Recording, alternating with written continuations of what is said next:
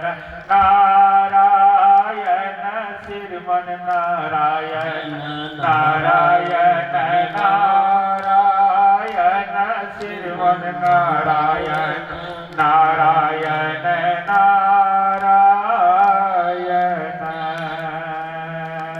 बोले कृष्ण भगवान की जय हो। एक बार की बात है, देवता और असुर में दोनों भाई हैं और सबके ही संतान हैं। दीति के पुत्र दैत्य असुर और दीति के पुत्र आदित्य देवता, दोनों में मेल मिलाप कभी नहीं होता।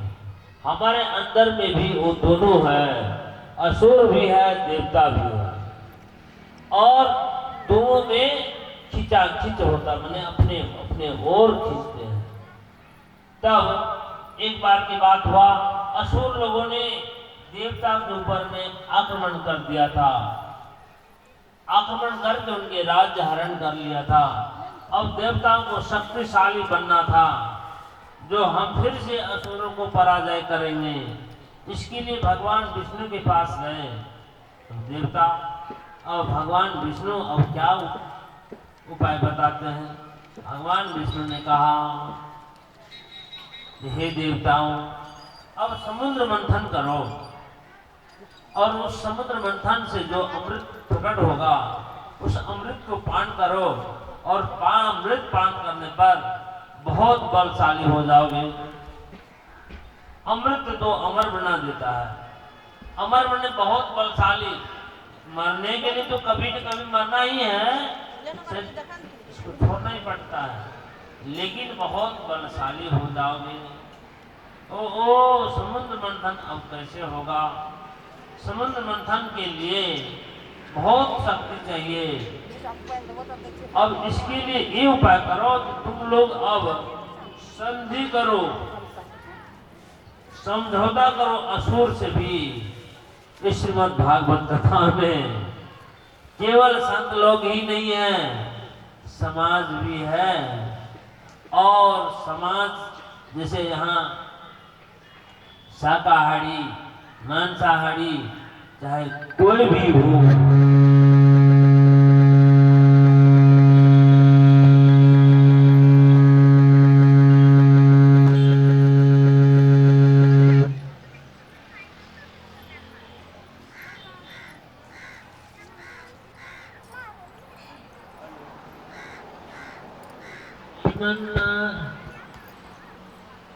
शाकाहारी चाहे मांसाहारी। शाकाहारी देवी प्रवृत्ति, देवी संपदा, मांसाहारी आसुरी संपदा। देवी संपदा हमारे पास, आसुरी संपदा।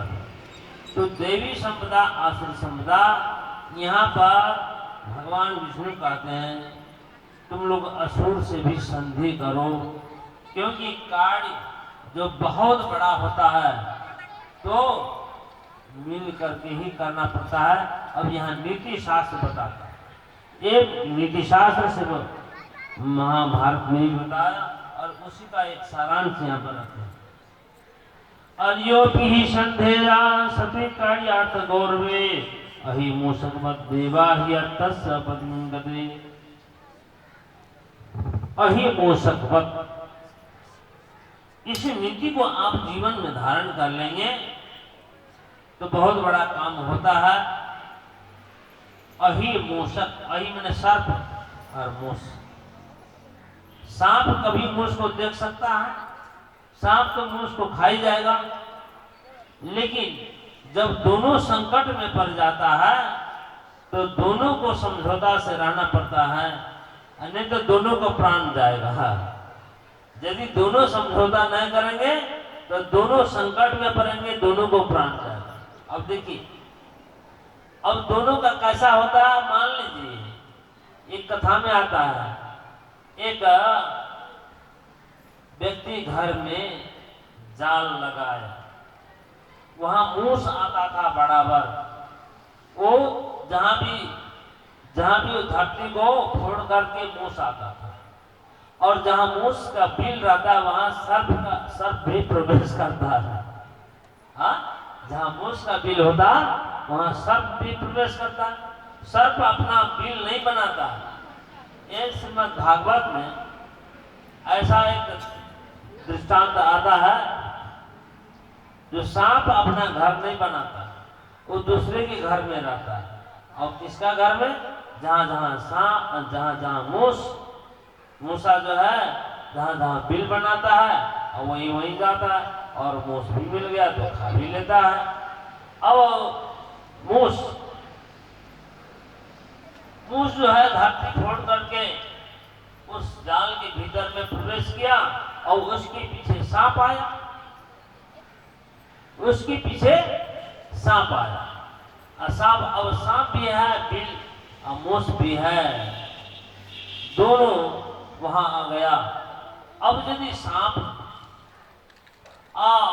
जो व्यक्ति है वो व्यक्ति देख ली कि दोनों आ गया है, अब क्या किया जाए? उस बिल को बंद कर दिया। बिल बंद कर दिया, हाँ, बिल बंद कर दिया तो भागेगा कैसे? तो दोनों पकड़ा जाएगा।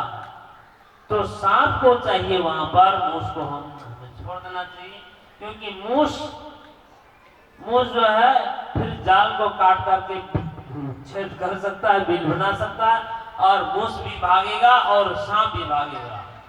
यदि सांप मूस को खा लेता है, यदि सांप मूस को खा लेता है तो बिल कैसे होगा? अब सांप तो बिल बना नहीं सकता, तो सांप भी पकड़ा जाएगा, मूस भी पकड़ा जाएगा। इसीलिए सांप को चाहिए कि मूस को छोड़ देना चाहिए, तब दोनों का संधि हो जाता वहां, और मूस बिल बनाता है जाल में, और मूस भी निकलता है, सांप भी निकल जाता है, दोनों का प्राण बच जाता है। उसी प्रकार यहाँ अमृत मंथन में देव और दानव को दोनों का संधि करना होता है।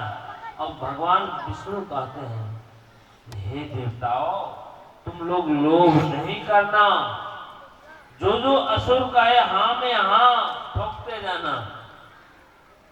हाँ, अमृत मंथन के समय में जो बहुत से वस्तुएं प्रकट होगी और उसमें लोभ नहीं करना। देखिए, जो भी निकले, जो चाहे छोड़ दो, उसी के मन से छोड़ दो। तुम्हें तो अमृत चाहिए ना, तुम्हें मुख्य चीज है अमृत। जो वस्तु प्रकट होगा उसे तुमको लेना देना कुछ नहीं है, लेकिन तुमको खास चाहिए अमृत। अब देखिए, यहाँ उद्देश्य की बात है। अब देवता लोग भगवान विष्णु के कहे अनुसार असुरों के पास पहुंचते हैं। गए असुर के पास इस निमंत्रणा लेकर के जाते हैं, सलाह करके जाते हैं कि हमें अब दोनों भाई तो है, आपस में लड़ाई झगड़ा होता है वो अलग बात है, लेकिन कोई बड़ा कार्य करना हो तो उस बैर भाव को भी छोड़ करके ये बड़ा कार्य में संलग्न हो जाना चाहिए। इसलिए देवता लोग गए असुर के पास, बलि राजा के पास।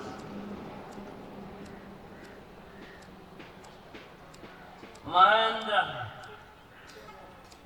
देवरोचिनवासनम गुप्तम चासुरयोतकै श्रिया परमया दुष्टम चिता से समुपागमन। भगवान के आदेश के अनुसार देवता लोग वहां पर पहुंचे। दूर से देखते हैं असुर लोग, जो देवता लोग आ रहा है, वो ना युद्ध करने के लिए तो नहीं आ रहा है, हमारे ऊपर में आक्रमण करने के लिए तो नहीं आ रहा है।